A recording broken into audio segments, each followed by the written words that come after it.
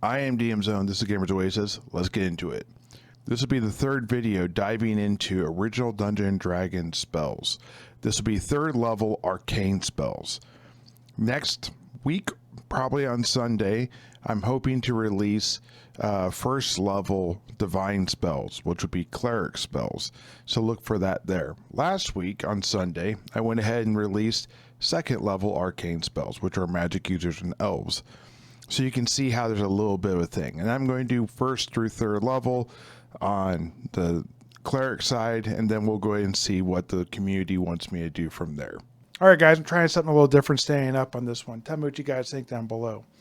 All right, so I'm going to talk about Clairaudience in this spell video. And this is in the realm of the remote viewing I've already done with many of the other spells for original Dungeons & Dragons. And we're going to see how it's a little bit different than the ESP and the Clairvoyance and the magic item called Crystal Ball. So like the other ones, this can be used in conjunction with the Crystal Ball, but it's really the one that was designed to work with it. The Crystal Ball kind of does the Clairvoyance, allows you to see what's going on. The Clairaudience is the one that allows you to hear what's going on while you're doing it.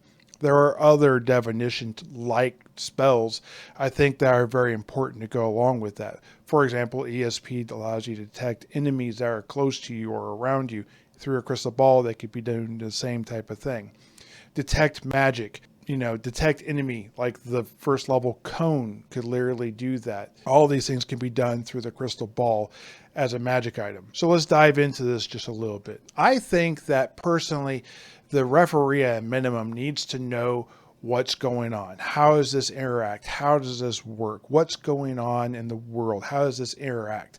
The players can learn how that happens, but the referee needs to have all this solid before this actually becomes a thing. Otherwise, you're going to be flip-flopping, changing what you're doing, trying to retcon things back, this type of stuff. There are also several things that you need to take into consideration. Like, does 2 feet of stone stop it? Does a layer of thin lead stop it like it stops other things? If it is bouncing off of a wall that's coming from a weird angle because the wall is more than 2 feet thick in front of you made of stone, but there's no top, do you still hear that? Does it sound weird? How does that change your perspective of directionality? These type of things. I think I still would leave the 60 feet or 6 inches on the gaming table, the sand table, as it was with the original. I think I still would leave it at 12 turns and those type of things. I probably would leave many of the way the spell works in these other spells the same, and I still would allow it to be cast through the crystal ball. I think there are some interesting situations you can find yourself when you're using Clairaudience versus Clairvoyance. So knowing the names of something would probably help you in Clairaudience as it does in Clairvoyance. But you're going to find yourself in some interesting situations where you're not seeing what's going on, but you can hear it. So if you're using the spell ESP in conjunction that allows you to sense when there are enemies around you, then you're going to literally know that you're in a room with like 2 enemies from this direction and 1 enemy from that direction, and then be able to hear them talking. If you hear a 4th voice, maybe that person's not an enemy. Now that's interesting. I also think having the questions answered through like a spell like Magic Mouth is kind of funny too, and I think it would make for a very interesting and fun gameplay. Especially if you're watching combat and you're kind of rooting on from a distance them to fail or win, these type of things. I think this type of stuff makes it very interesting in the long run. And I think that it makes the spell kind of stand out from the other spells differently. All right, so we're going to talk about the spell Clairvoyance. Clairvoyance is the same thing basically as ESP, which I've already done a video on. But in this case, it's visual. It's not just like a radar sense that someone has ill will against you. In this spell, you don't actually have that. But what you have is the ability to look around and to see what's going on remotely. So this is the very classic bad guy trope of them spying on a person or whatever. Now, that's not audio, that's clairaudience. And then there's ESP, which lets you know if that's a threat. So like a detect evil almost. But these spells can be run together, and then through this visual viewing, you're able to do that.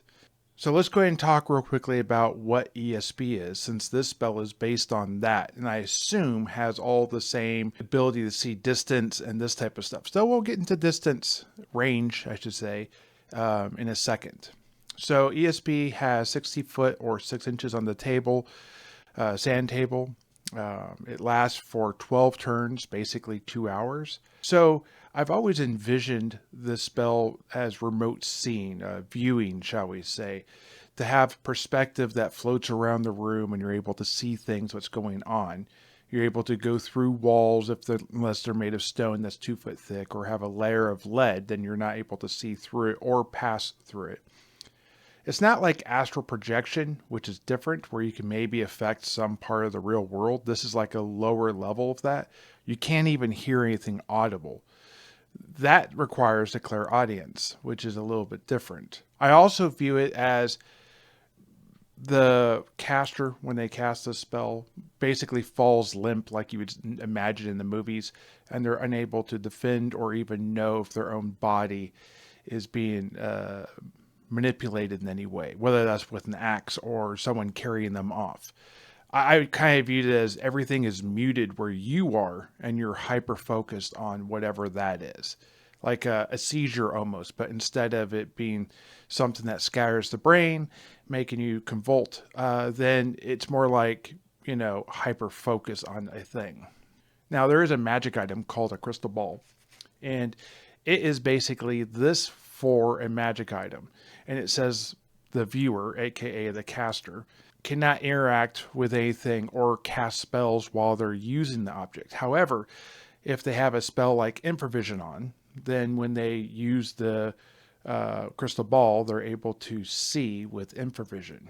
This will allow them to see in the dark. I would also say this works with clairvoyance, and as I said before, ESP. There's no specific max range for the crystal ball, but it says that the speed in which the person can, and I'm paraphrasing here, can find the target person is increased or improved, I really should say, if they know their name and like what they're wearing and these type of things. I think as long as you guys at the table all agree how quickly or fast or how far this can reach out, I think that's fine. It just needs to be at least known by the referee, if not by the players. And I'm okay if it's 60 feet. I think if you're going to do 60 feet, it changes the dynamics of the game and the spell, and there probably should be like higher levels of this, like the astral projection that allows you to be able to do more remotely. It also changes how the bad guys work. I also see there's a lot of potential for comedic relief in this, as you could have things triggered to go off, magic mouths, ventriloquism, the spell, and things like that. And you can make yourself safer by using preventive spells like invisibility and rope trick, for an example, to be able to protect yourself from enemies that are walking by. All right, in this video, we're going to talk about the dispelling of myths and rumors from the Dispel magic spell. I'm going to first start this off teasing a little bit about how this is actually a better scroll than the memorized spell for almost every caster out there, or at least the large majority of them. For example, unless this spell is counterspelled, it affects all enchantments basically of a non-permanent type. So therefore it doesn't affect magic items per se, but it does affect buffs and these type of things that you put on people. It also affects debuffs, for example. There is not a resist per se. However, there is actually a formula that is harder for most people to understand than probably is needed. And this is an example of where maybe they got in their own head too much and this made sense to them at the table. But it would be hard to explain to someone just by reading the text. But let's get into it. So the rules only give one example. They state that there is a ratio between the caster and the target. So let's go ahead and view the caster as a numerator, aka the top number of a fraction. And the target is the bottom number of the denominator. Now the example they give is a 5th level caster targeting a 10th level target. That would make it 5/10, okay, or 5/10, or 1/2. What they actually say is that the caster has a 50% chance to cast a spell, i.e. 1/2. So what you want to know immediately is that if you're casting this spell on someone who is equal to your level or lower, you automatically have a 100% chance to get the spell off. The numerator is higher than the denominator, which makes it more than 1 being 100%. I hope that makes sense. I'm going to have a graphic go by here in just a second, and you'll see why. Now, where it gets a little bit confusing is when you start to look at odd numbers, not 5s and 10s. When you start looking at the target is 6th level and I am 5th level. Okay, now that's 5/6. What is 5/6? What's the percentage of that? There's several ways you can do that. I'm just going to go ahead and give an example here. I'll let you figure out the math on your own. I'll do like a community post with a PDF. All right, so here's how it works. So depending on how the referee rounds this will be 83 or 84% that you would be able to get the spell off on that person. But before I leave levels, let's go ahead and talk real quickly about an interesting portion I found with this spell. For example, do you know that scrolls are considered to be casted from a 6th level caster? This means that a 5th level caster could create the scroll and then it turns into a 6th level spell, which is interesting because now if you're casting on a 6th level target, it's 100%. Huh. This also means that a 1st level magic user and a thief of ability that can cast spells off of a scroll can target a 6th level caster with a 100% chance of getting the spell off.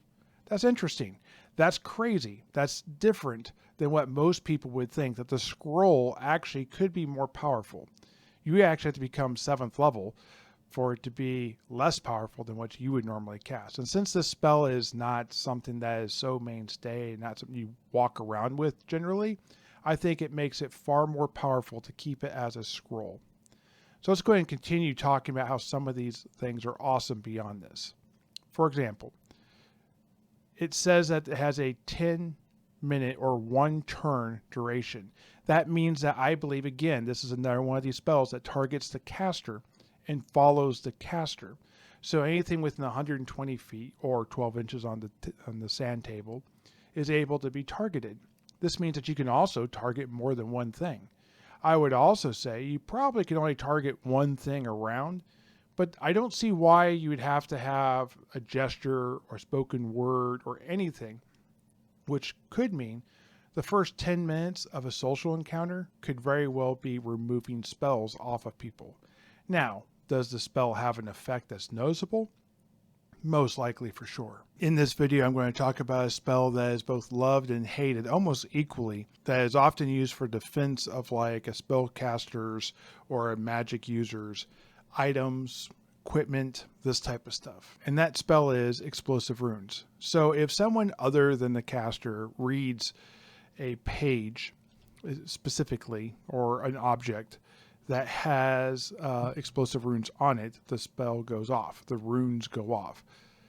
It does between 4 and 24 damage. That is 4d6 damage. In a world where a magic user has a d4 hit points and fighters are up to a d8 hit points, and the max con bonus technically is 1, that's not a lot of hit points. What that really means is that's pure death for almost everything out there.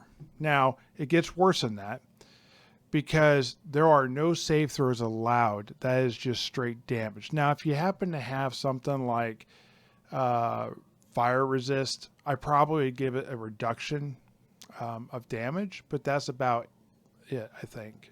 There's a lot of information that is missing. For example, it talks about the fact that the item is destroyed and the spell being cast, or being released, I should say. However, it doesn't talk anything about area of effect, whether it affects a person like a laser, or if there's a bunch of people in the hallway or a tight space, if they also get affected. It also doesn't say if someone's holding the book when it's being read, does it affect that person or that object or just the page it's on? I don't know. I think these are things the referee would have to decide as you're going through it. However, I personally see more than one person being able to be affected by this as a real possibility. And there are some comical ways that this could be done. For example, those little pop-up things you see in fun houses. Something like that with like scribble on it, and that scribble's actually a rune. I think that would be interesting. I think having directions on the wall for like where it is on the map, and then in that map, there's literally the runes on graffiti inside a cave or whatever. There's a lot of ways this could be used. Now, talking about these non-traditional, not like in the spell book to supposedly protect the items around the spell book or to prevent thieves from running away with this stuff, let's talk about the alignment issue one could run into this. So, is it lawful for this spell to be cast and then for potentially a child or an innocent person to pick up the book and just haphazardly read that page, not knowing they just potentially sealed their doom? Is that considered like a lawful act to leave that spell out there? Or is there any alignment attached to that? What if the spell is cast, you do it for a person, that person takes it with them knowing they can't read it, but this will keep other people from doing it, and you think it's being done for good, and the guy leaves it, or the girl leaves it at the market, and a random vendor picks it up, goes to see who it is or who it's for, and boom, and the vendor dies. Is there any, outside of maybe a social encounter or a social fallout, is there any sort of alignment fallout that comes from this? The concept of good and evil, and really neutral in this term of it, is not covered in this book. But lawful to chaos, that spectrum is. If you're not in control of your own spell, how does that work? And do you need to be present to cancel it? What if you cast it, a person knows that's on there? Where does that evil fall? Lastly, and more importantly, I've already said this a couple times, but the item's destroyed. So you're not going to put this on the spell book you want to protect, but you're going to want to put it on things that are around it. So something kind of funny is if you had like a chest with a bunch of gold in it and you wanted to put it in the bottom of the chest, if someone were to read the writing on the inside of the chest, boom, the chest explodes, gold goes everywhere. They can't take the gold with them very quickly. You're alerted to the problem, and now you have all your gold pieces still in the room. Probably jewels too. In this video, I'm going to be going out with a blast. This is the last 3rd level and lower spell for both clerics and for magic users. And of course, I'm ending with Fireball. When you think of iconic, powerful spells in Dungeons & Dragons, for sure one of the strongest ones that comes to your mind is Fireball. Now, it's not the most powerful spell. It's not even the most powerful 3rd level spell, if we're being honest, but it is truly a classic. What makes this spell so meaningful is the fact that when you get it, does a heap of damage early to a room. It takes out a lot of bad guys. And finally, the magic user's been told to be patient and stay back and don't engage and let the warrior do this thing, let the rogue do this thing, and let the cleric do their turning thing and healing thing. Now it gets to be like blam!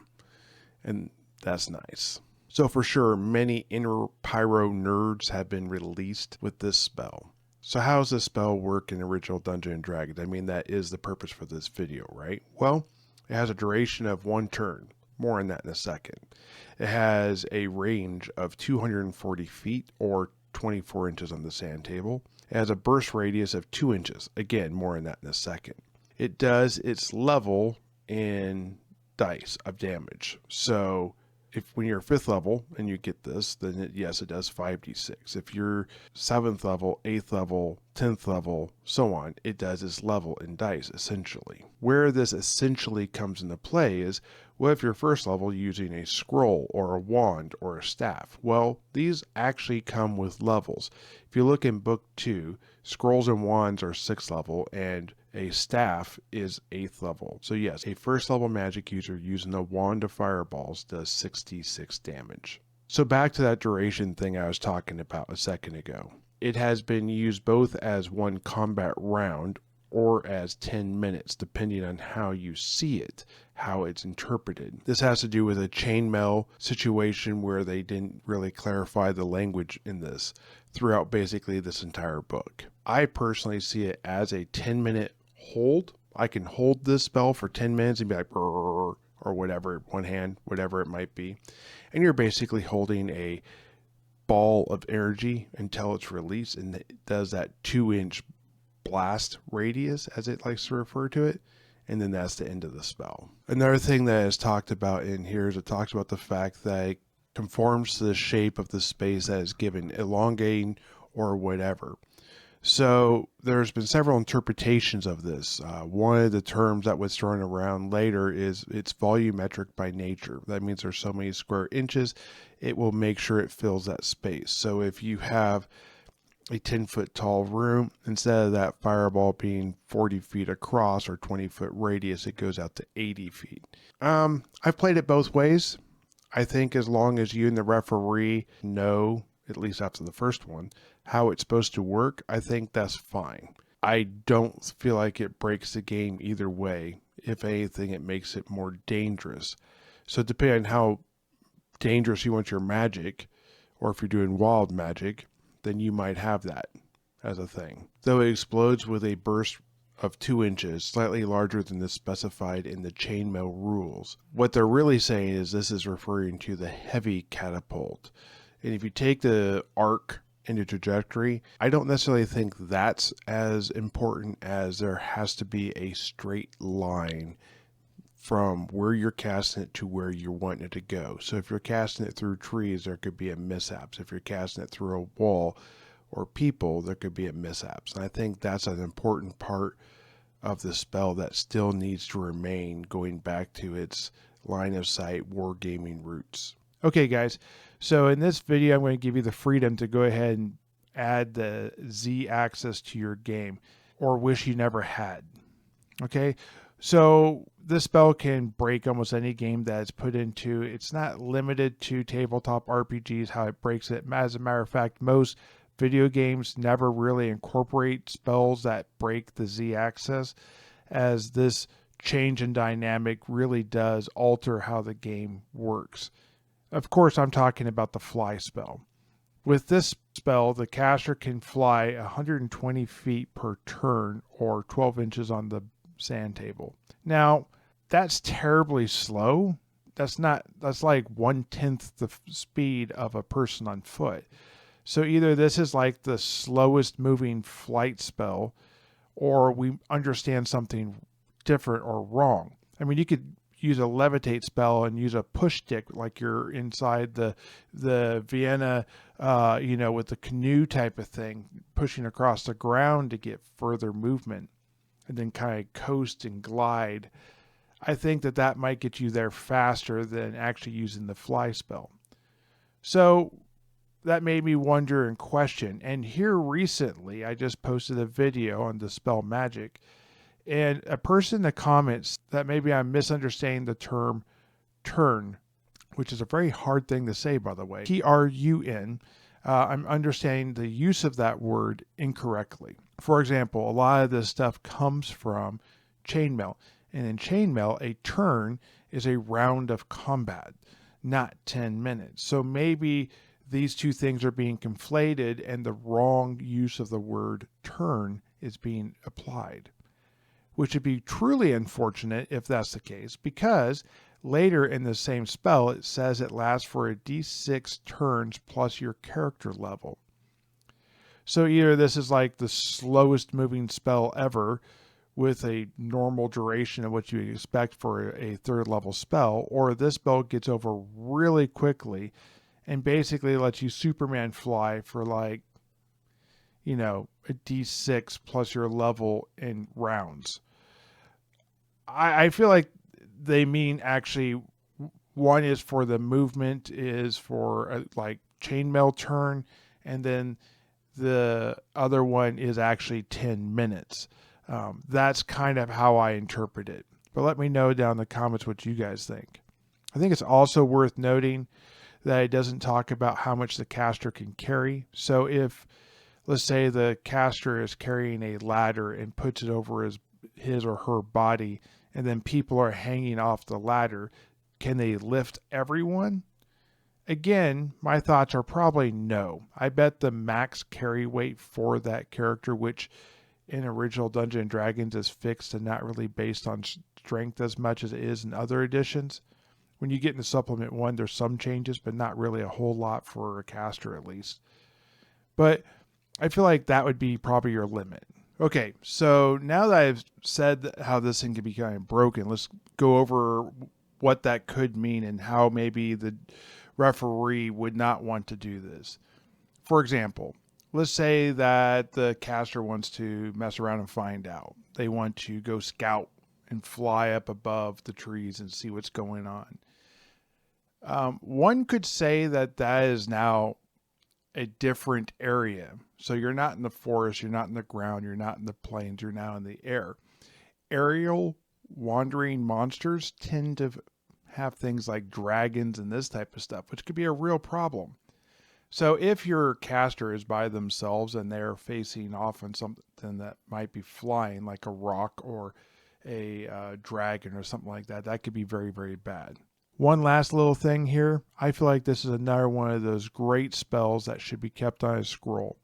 Give it to your thief. Allow him to break the Z-axis or the game. Let him do thief things. Be fun. Also, it's not necessarily a spell you need to keep every day. Save your fireballs for all that, but keep a scroll of flight just in case you need to get the heck out of there. Okay, in this video I'm going to be talking about the fastest going spell in the slowest possible way to make this video last 5 minutes. Okay, of course I'm talking about the haste spell and I'm talking about the slow spell. Don't mind the jokes, as the inverse of each other actually can cancel out each other and can be kind of basic but a little bit advanced at the same time. You'll see what I'm talking about. Also, near the end, I'm going to reveal why I think what I think about how long the spell is supposed to last, though I'm going to talk about both sides of that argument on the way there. When you're looking at the haste spell, it basically says refer back to the slow spell. However, it does have a thing right at the end where it says note. It will counter the opposite and vice versa. Okay, so what that means is that if you cast slow on something that's hasted, it is now normal.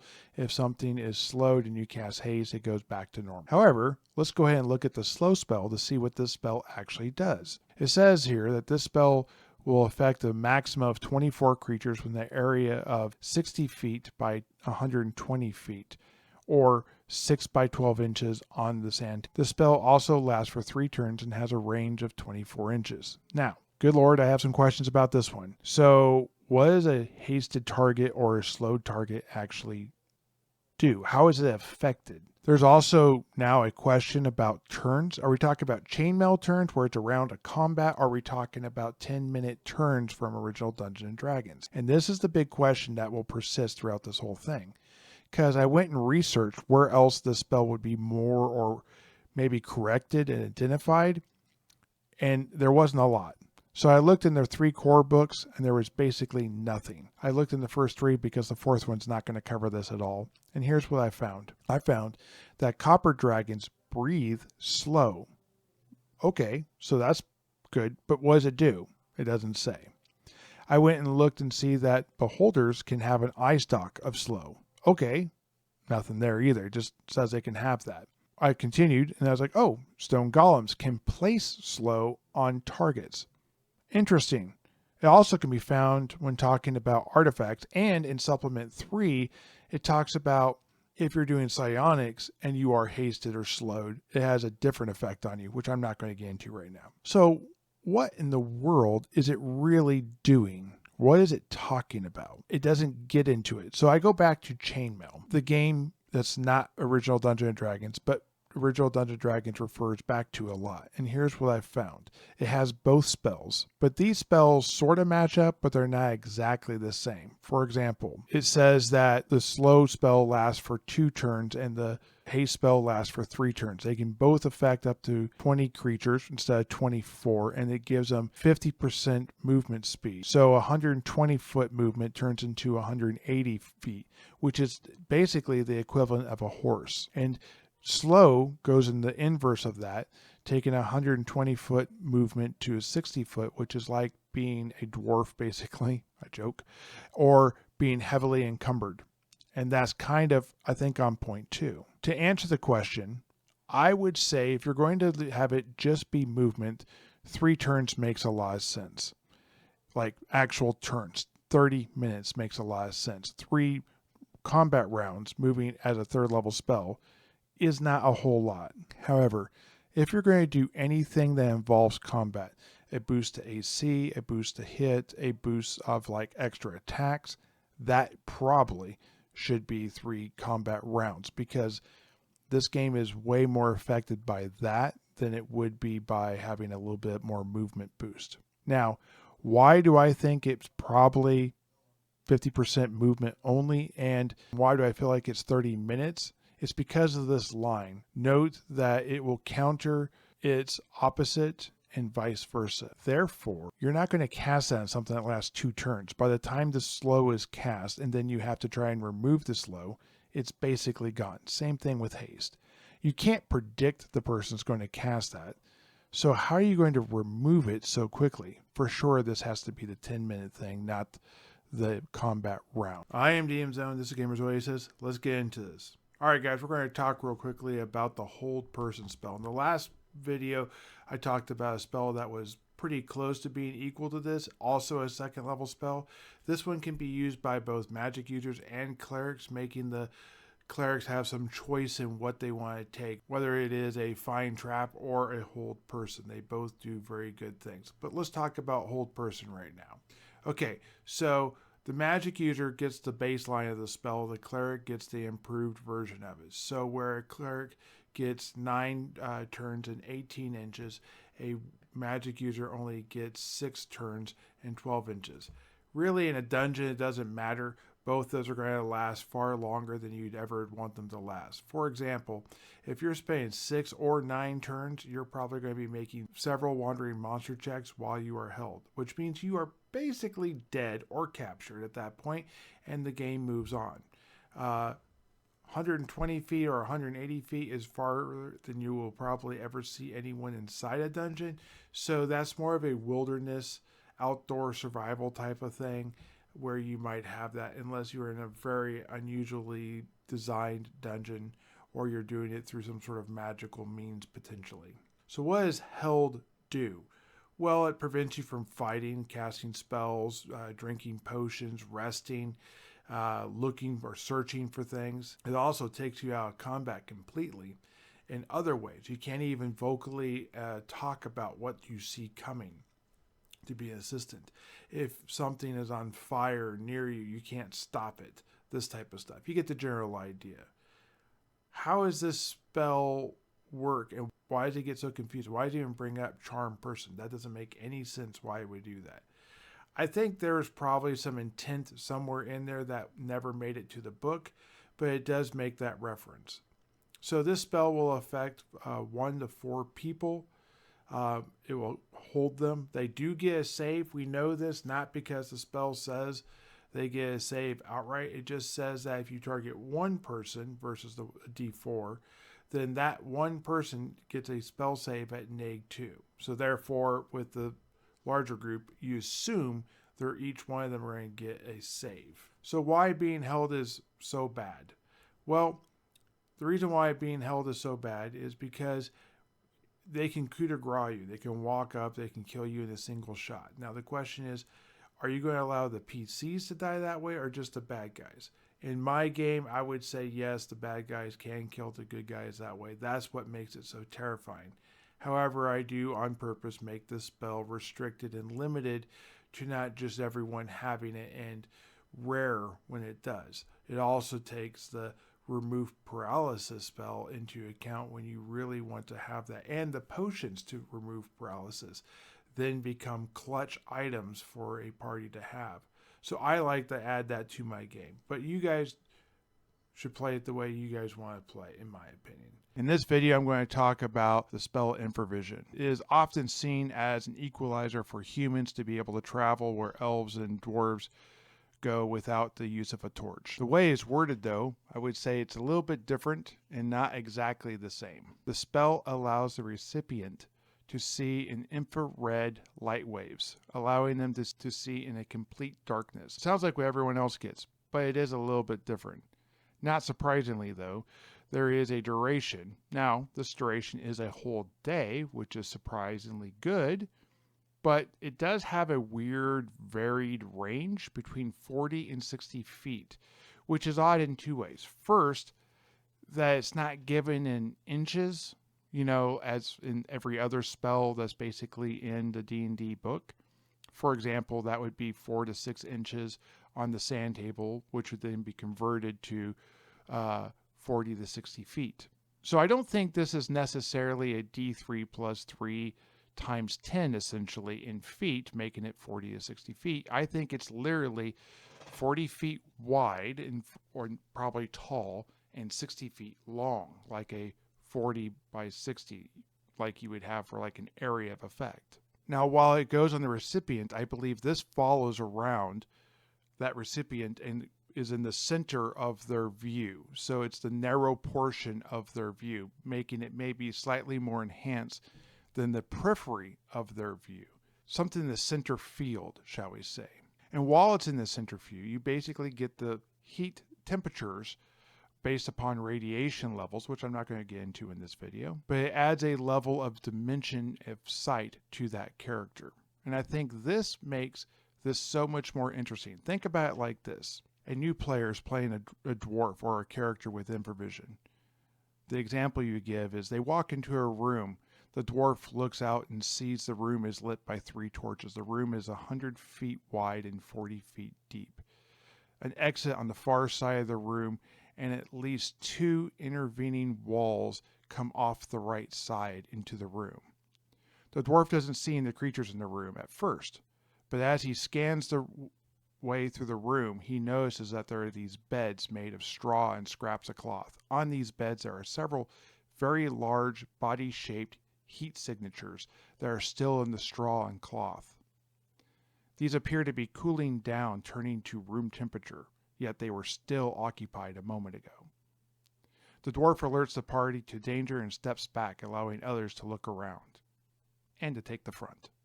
Now, how much of that story was based off of the fact that the dwarf's center vision was the part where he got his infravision, and the rest of it was just his ability to see with torchlight?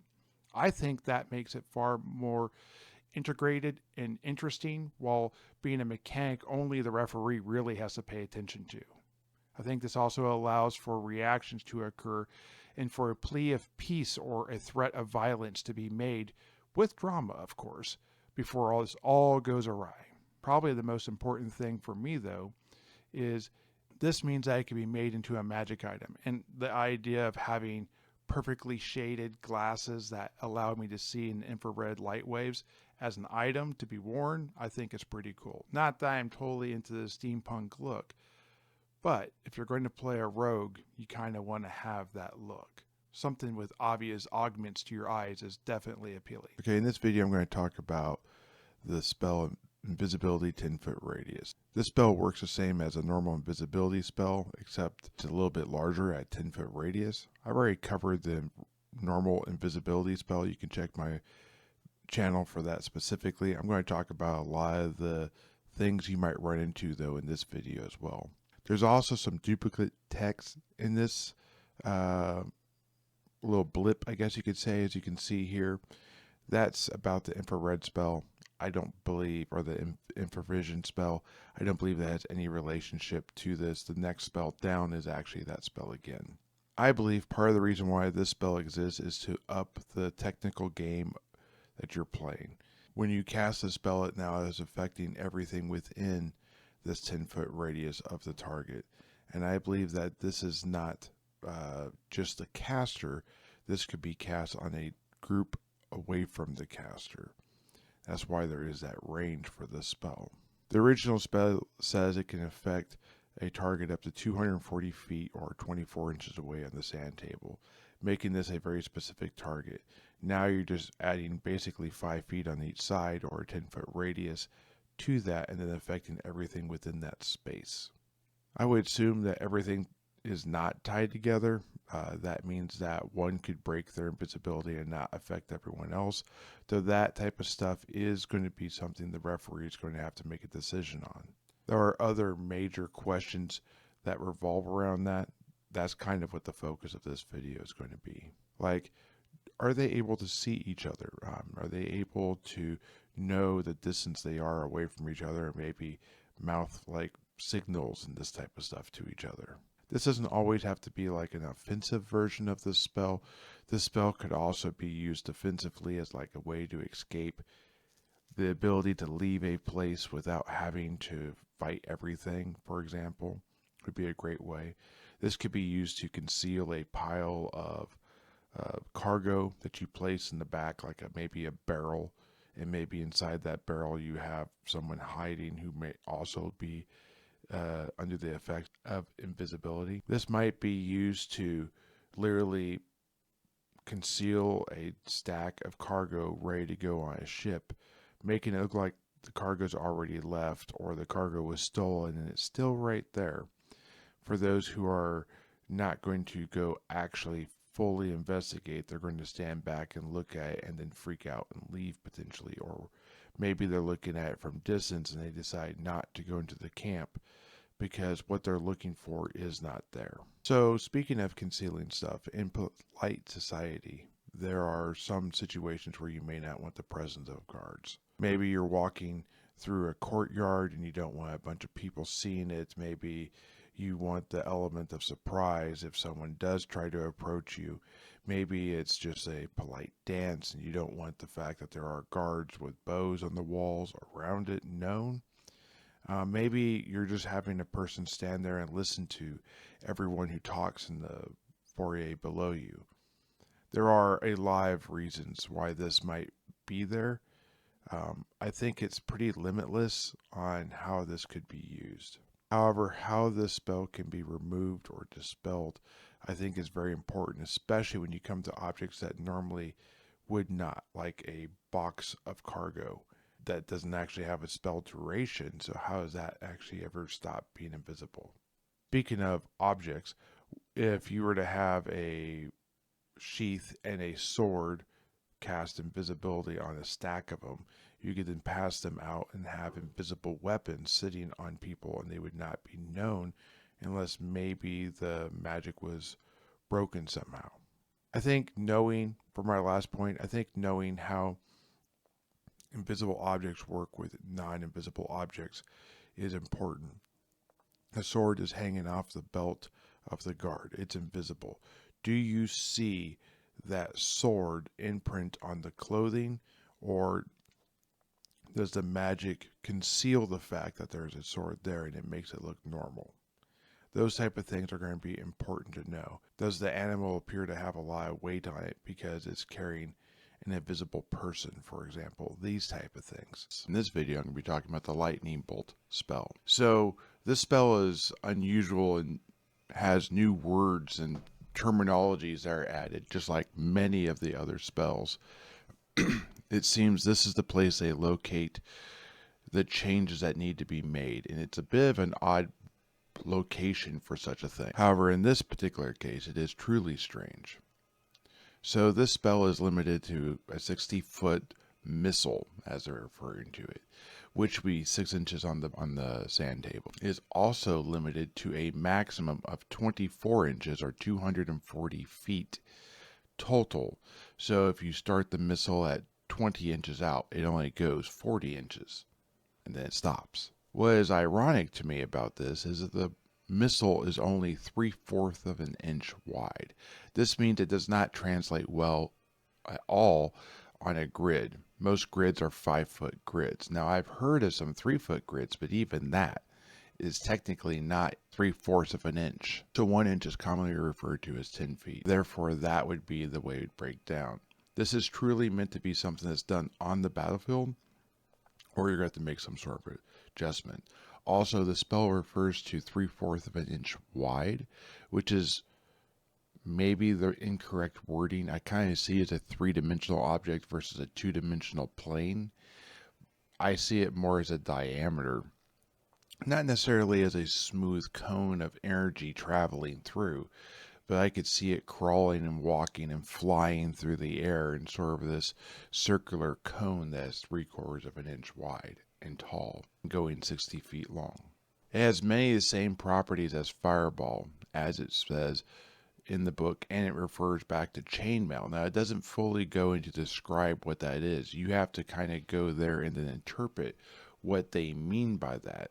So I feel like the DM or the referee, however you want to word that, should know these things before the spell is cast so that they're able to make that determination. For example, if you cast it down a hallway and the hallway is 5 foot wide, how badly does it damage the hallway? Does it pull the veneer off of the wall? Does it blacken the hallway? Does it burn the wood elements? Does it knock things over? Do things in that space take more damage?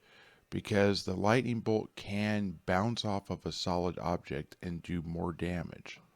So if it's down a 5 foot wide hallway, does everything in there take double damage because it's supposed to be 3/4 of an inch wide, which is almost 10 feet wide? That's a question that the referee is probably going to have to make a decision about first. Does it make the missile twice as long? Instead of it being a 60-foot missile, does it become a 120-foot missile? Making this spell volumetric by nature, which is a phrase that is used in a different edition, but I think applies to this. So I talked about the fact that lightning bolts bounce.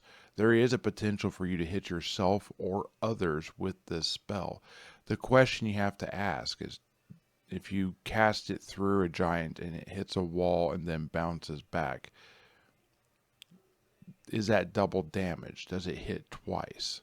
If you hit something as big as a giant or a dragon, does the spell ricochet? Does it literally hit the object and then bounce away because it's as big as a wall? I think these are things that you want to know, and I think you need to determine how exactly does it work. Does it do extra damage when it strikes metal or things in water? In my opinion, no. It doesn't say anything about that, and I think that'd be problematic in the fact that certain classes and races and creature locations would be far more affected than others. I think that it's an energy-like spell, so it looks like electrical, it looks like lightning, but it's technically like this non-reactive energy bolt made from magic that's actually traveling down this space. However, your mileage may vary, and if you want to turn sand into glass, I think that's a good way to go. And if you want to do an extra point of damage or something to something standing in a swamp, or have it react differently to things in the ocean, I think there's room for that. You just need to make sure you balance it with the rest of the world. In this video, I'm going to talk about summoning the courage to talk about monsters in Table 1, i.e. Monster Summoning 1. This spell has a very different mechanic than is seen in other spells or in the book, really anywhere else. So we're going to talk about other things and then get to that point before we get to the end of the spell. Monster Table 1 is found in my copy of the PDF on page 64. It is made up of kobolds, goblins, orcs, skeletons, giant rats, centipedes, bandits, spiders, sturges, footpads, dwarves, and even a frickin' gelatinous cube. I would say that the whole list is probably intended to turn up, probably in a very gonzo way.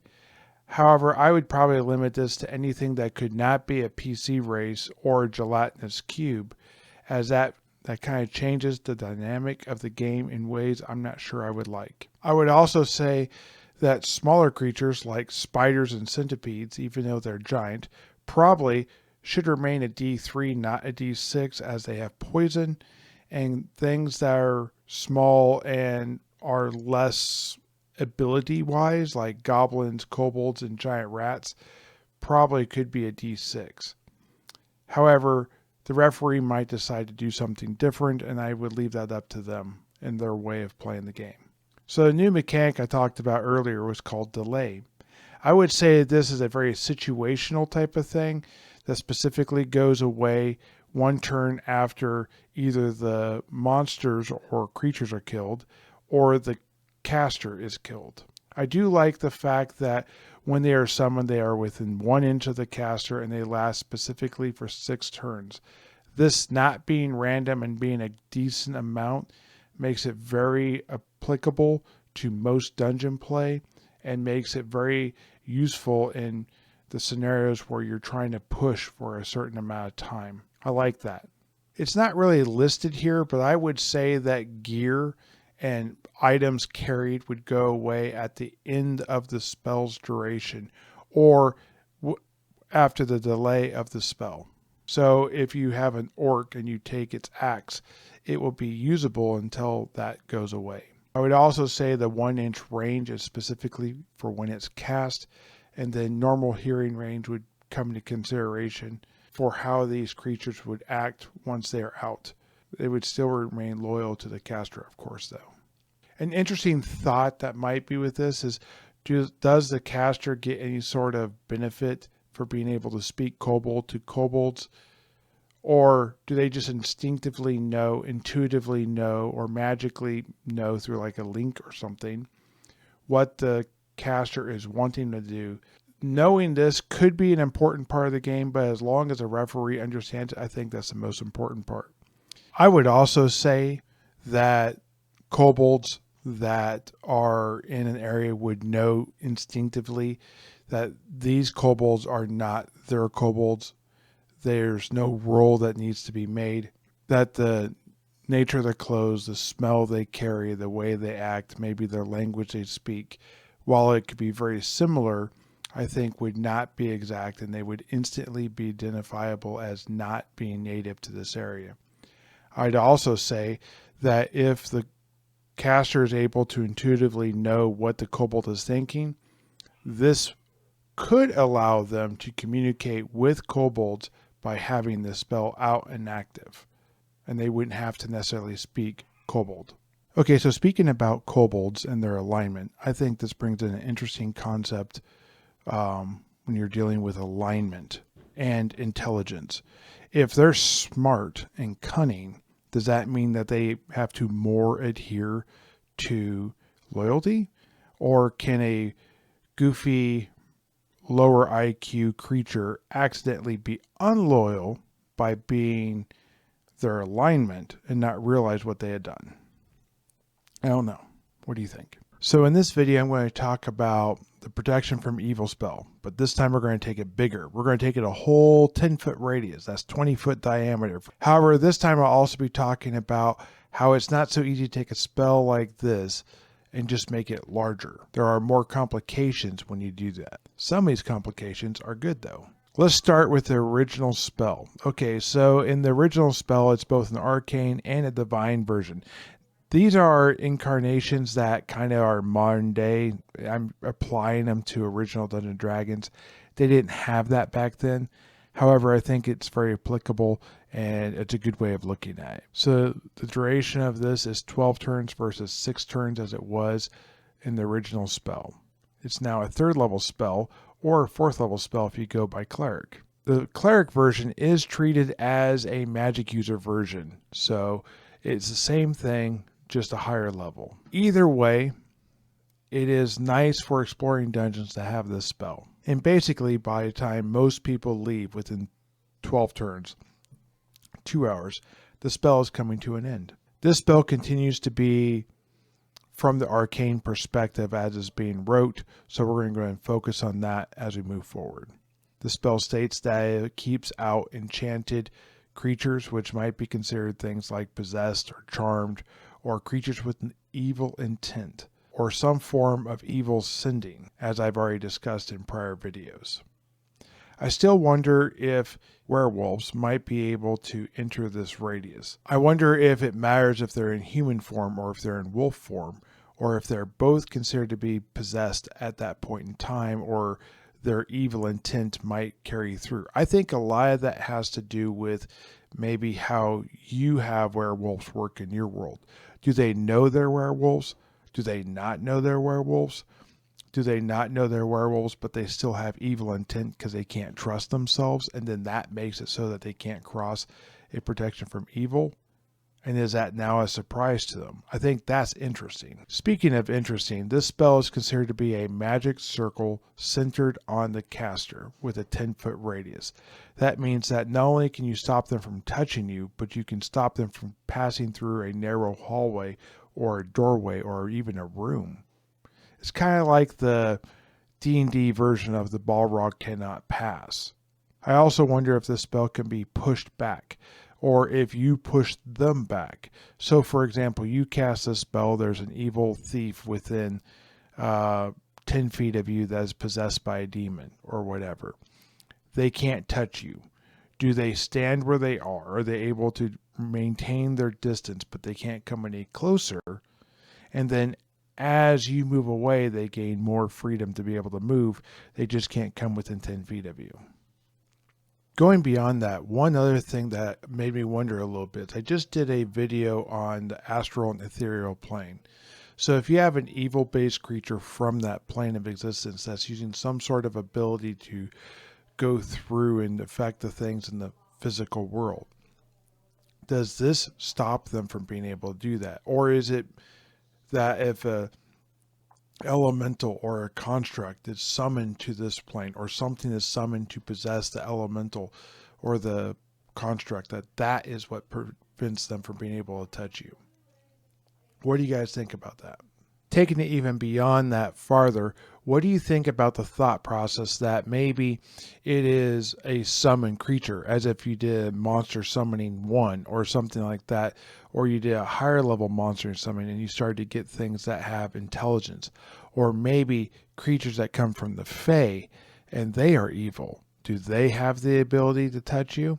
I think all these things are interesting and different. In this video, I'm going to talk about the spell Protection from Normal Missile. It is referred to as a charm, and I'm going to get into what that exactly means by the end of this video. Specifically, it says in this spell that the recipient of this charm becomes impervious to normal missiles. It continues to say that this implies that those normal missiles projected by not above normal men and or weapons.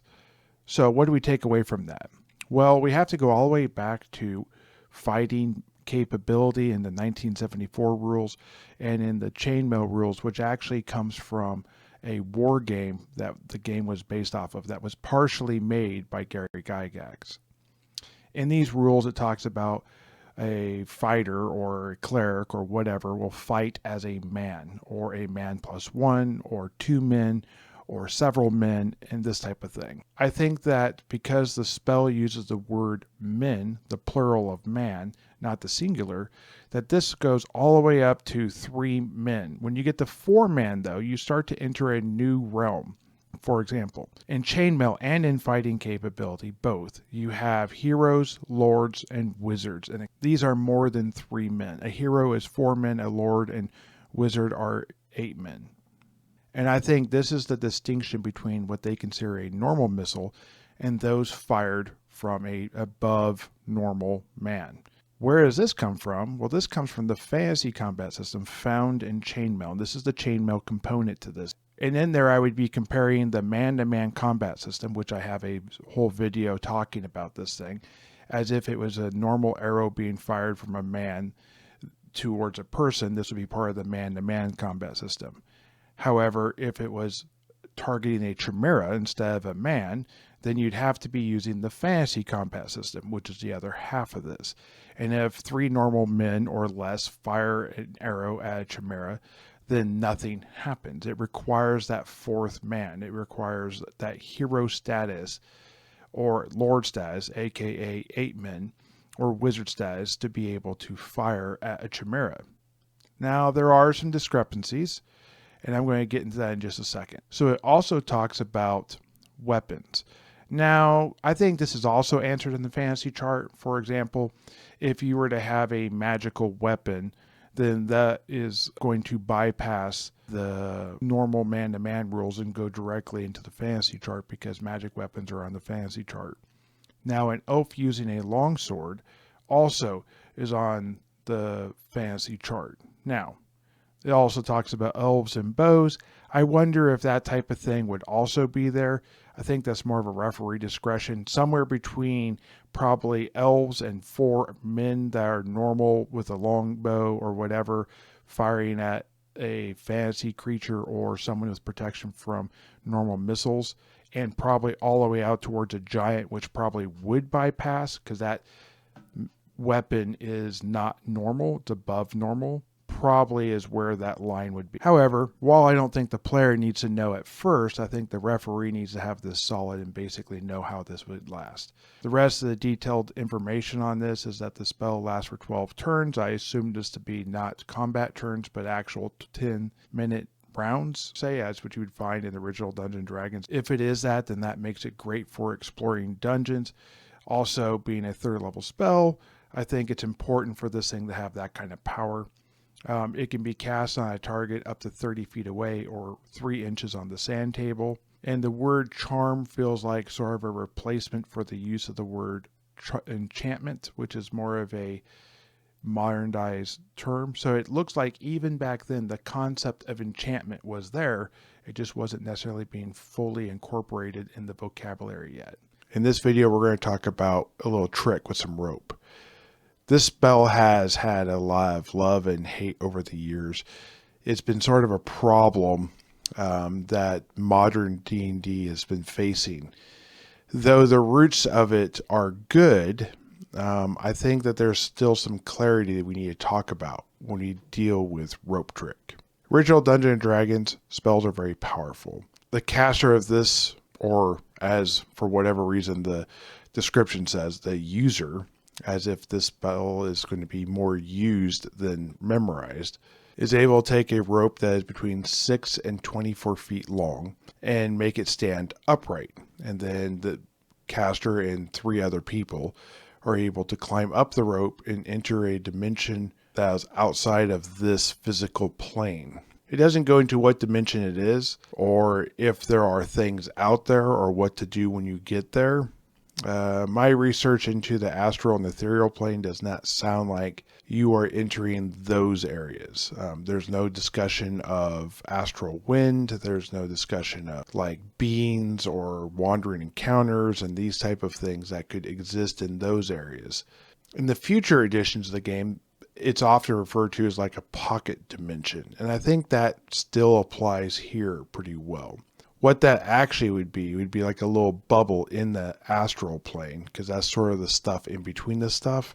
And in that you have a little small little domain, if that makes sense. Now what we know for sure is that when you are going there, you can be seen climbing up the rope and then you disappear when you go into this other dimension. It doesn't say whether you are able to see in and out or be able to hear in and out. I think because of the base level of the spell, you should be able to. The spell isn't a fireball. The spell isn't a lightning bolt. The spell isn't going to be doing anything major like that for a short amount of time, relatively speaking. It allows you to exit the dungeon and go into a safer place. The amount of time is based upon your level. It is static, which is nice, but it also makes it fairly predictable too. So the duration is 6 turns plus 1 turn per caster level. Now, wands, staves, and scrolls all have set caster levels. So if you're doing this with a wand or a staff or a scroll, then those durations are going to be fixed. Now, there's a lot of ambiguity when it comes to this spell, and I think there's both hilarity in the fact that someone could have to stick their head out to look around to be able to see what's going on or to listen. But I also feel like as a third level spell, it probably shouldn't be that. It probably should have a little bit more, that you can't necessarily cast spells out of it, but you're able to hear things and see things going on around you. I would also like to have had more information on what happens if someone dispels it or moves a physical object that prevents you from leaving from the way you come in. It talks about the fact that if the rope gets removed, people inside it fall out. But that's about as close to talking about what happens as it gets. What happens if they're not able to enter that space? Is it like other things, like teleport? Are they just dead? Makes you wonder. So there's some thoughts that I came across when I was doing this spell video.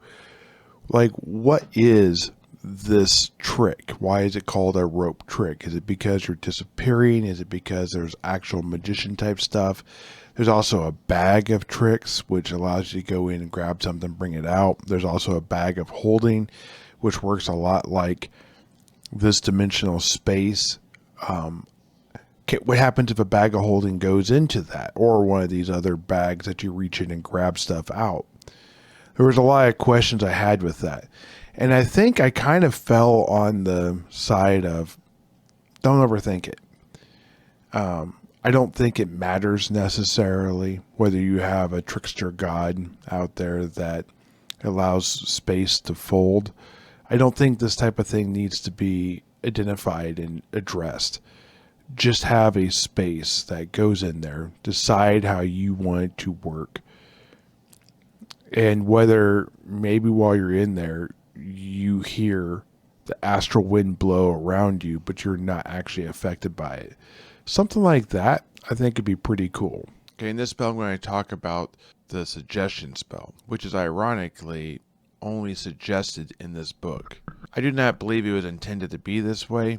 It just is. Here's what I mean. If you read the spell description, as you can see here, it clearly states, a spell which works on the principle of hypnosis, lowercase, as in, this means that it's not a proper noun. This is not a thing per se, it's just a general item or a general action. It's the type of thing that one would expect to learn about when you're reading how sleep interacts with the recovery or regaining or the healing of hit points. It's there, it's made reference to, and it suggests that you have 8 hours, and that's about as close to the rules as you get.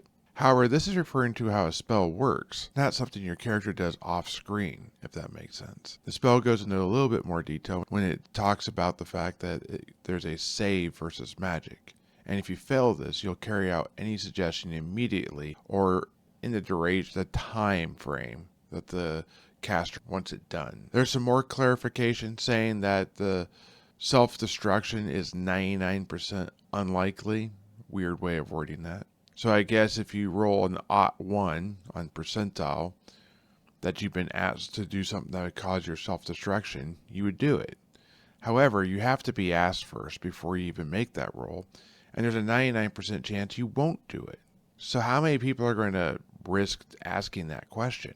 It's also encouraged to use careful wording and to keep your suggestions shorter, under 2 sentences, as the referee can award, or one would think take away, some chance of success. So it makes reference to hypnosis. But the only point where it talks about hypnosis in the first 3 books, really the first 5 books outside of this spell, is when it's talking about a crystal hypnosis ball.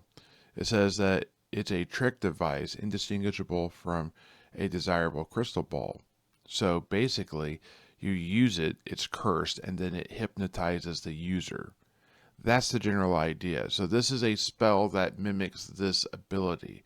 It will hypnotize a user and leave them in such a state for 3 to 24 turns. So 3d8 turns.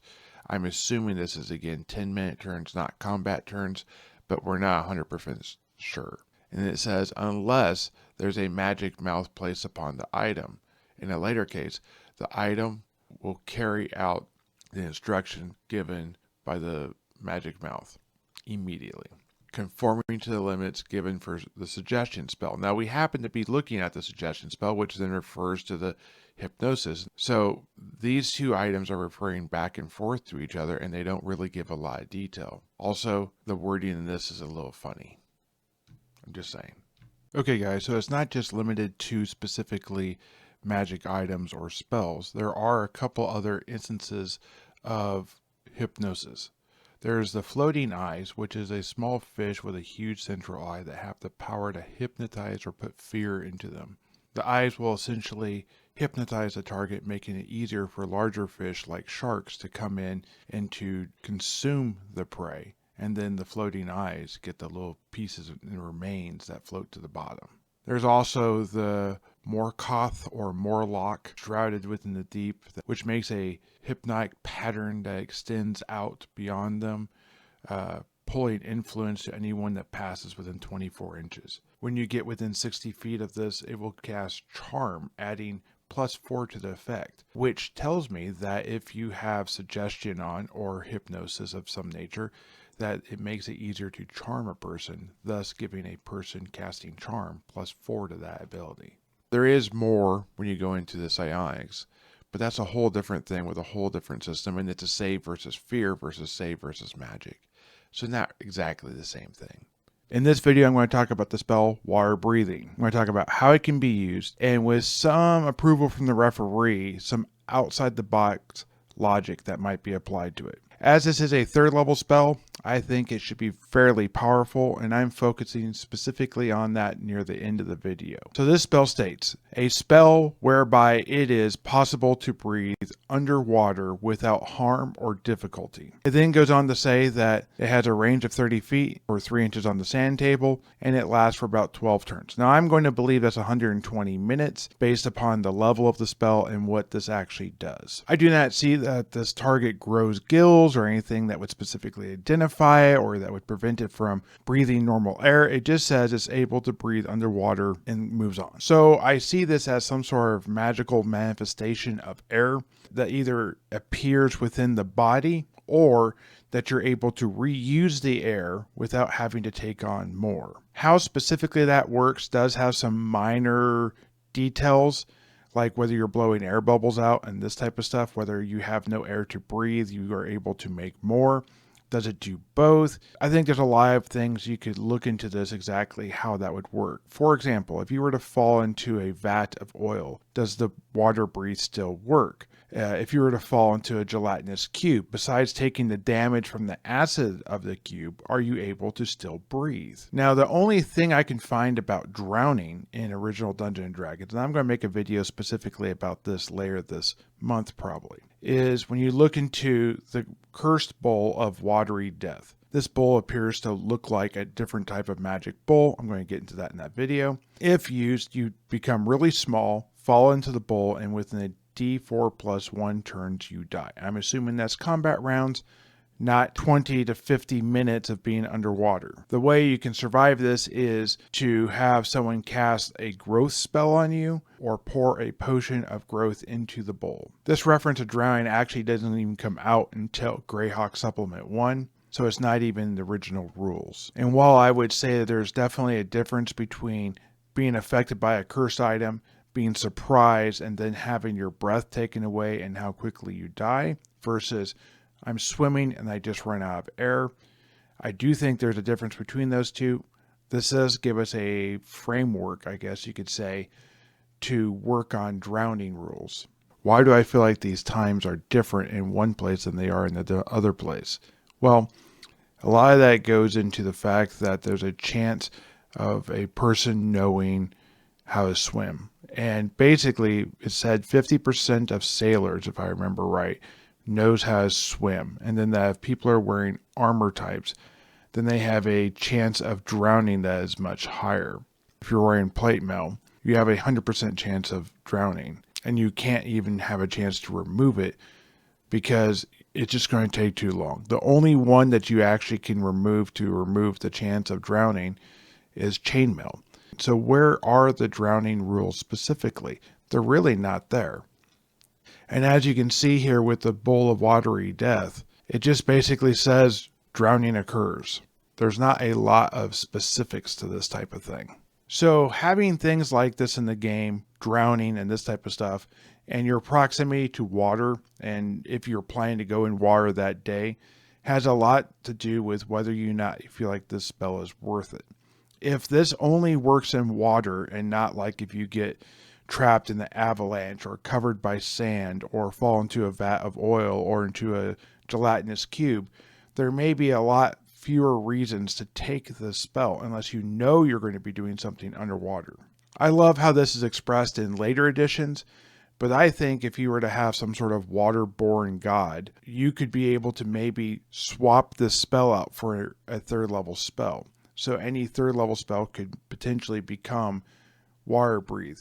Therefore, you don't actually have to have it specifically memorized when this happens. Also, if you were to cast water breathe on the person who went into the bowl through the watery death, I think that could be a way to stall or to save them from that effect.